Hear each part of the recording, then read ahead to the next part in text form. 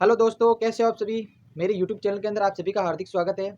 तो हम कल से जो है वो यही टॉपिक पढ़ रहे हैं कि भारत का भूगोल, यानी कि इसके जो 2 चैप्टर थे वो भाग 1 और भाग 2 जो मैंने कंप्लीट करवा दिए हैं और अब है भाग 3। अगर आपने वो वीडियो नहीं देखे हैं तो वीडियो को प्लीज़ देख लीजिए। तो वीडियो को शुरू करते हैं। जो टॉपिक हमारा ये है कि भूगोल जितना भी होगा वो हम इसमें शामिल कर लेंगे और अब इसका जो पार्ट है वो 3 स्टार्ट हो रहा है। तो पढ़ते हैं। भारत के किस भाग में बेरन ज्वालामुखी द्वीप स्थित है। जी हाँ दोस्तों, भारत के किस भाग के अंदर जो है वो बेरन ज्वालामुखी द्वीप स्थित है। तो भारत के अंडमान द्वीप समूह के अंदर जो है वो बेरन ज्वालामुखी द्वीप अवस्थित है। भारत में सबसे ज़्यादा जो ज्वालामुखी है वो अंडमान द्वीप समूह के अंदर ही आपको मिलेंगे। सिलवासा राजधानी है, ये बहुत ही आसान क्वेश्चन है। दादर एंड नगर हवेली। जो सिलवासा राजधानी है वो दादर एंड नगर हवेली की है।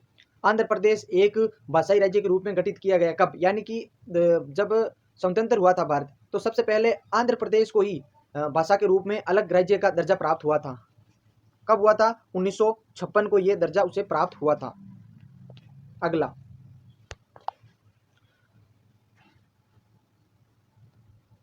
भारत के लिए समुद्री मार्ग की खोज का श्रेय जाता है। तो भारत के लिए समुद्री मार्ग की जो खोज है वो वास्को डी गामा ने की थी और ये पुर्तगाली थे, यानी कि पुर्तगाल जो देश है यूरोप का, वहाँ के ये निवासी थे। उन्होंने भारत के लिए समुद्री मार्ग की खोज की थी, जहाँ से आज भारत व्यापार कर रहा है।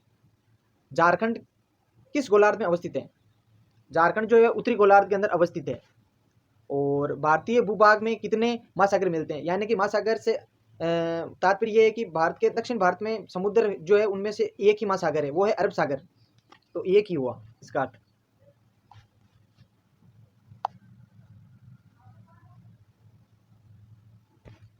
मन्नार की खाड़ी किस तट के साथ अवस्थित है?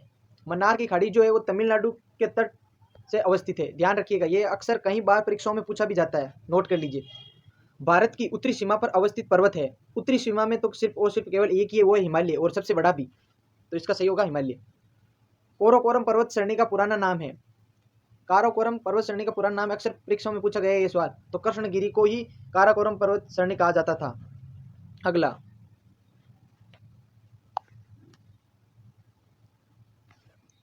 हिमालय चोटी को सागर माता कहते हैं।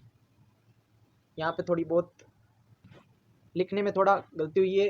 इस क्वेश्चन का अर्थ है हिमालय की किस चोटी को सागर माता कहते थे। तो माउंट आबू जो है वहाँ पे, जो ये नेपाल के अंदर अवस्थित है, तो यहाँ पर इसको ना सागर माता के नाम से जाना जाता है। इंडिया के अंदर जो है, भारत के अंदर जो इसे माउंट एवरेस्ट कहते हैं, और नेपाल के अंदर इसे सागर माता के नाम से जाना जाता है।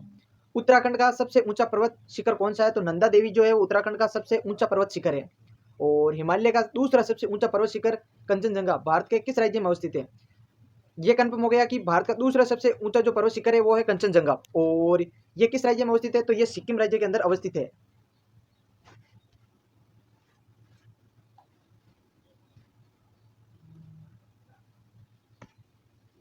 अरावली पर्वत का सर्वोच्च शिखर कौन सा है? तो अरावली पर्वत शिखर का जो है वो सबसे ऊंचा शिखर है गुरु शिखर, जिसकी ऊंचाई जो है वो 1722 मीटर है।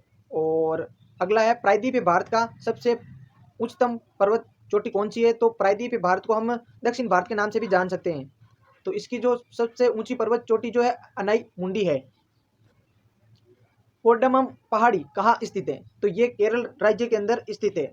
तो आज के इस भाग के अंदर बस इतना ही था, और इसका जो चौथा भाग हो वो मैं कल आपको बता दूंगा। और अगर आपने चैनल को लाइक और सब्सक्राइब नहीं किया है तो चैनल को लाइक और सब्सक्राइब कर लीजिए, क्योंकि मैं ऐसे ही वीडियो लेके आऊँगा, और आप ऐसे वीडियो को अगर नहीं देख पाएंगे तो आपके लिए ही मुश्किल होगा। तो चैनल को लाइक और सब्सक्राइब कर लीजिए। मिलते हैं कल। धन्यवाद।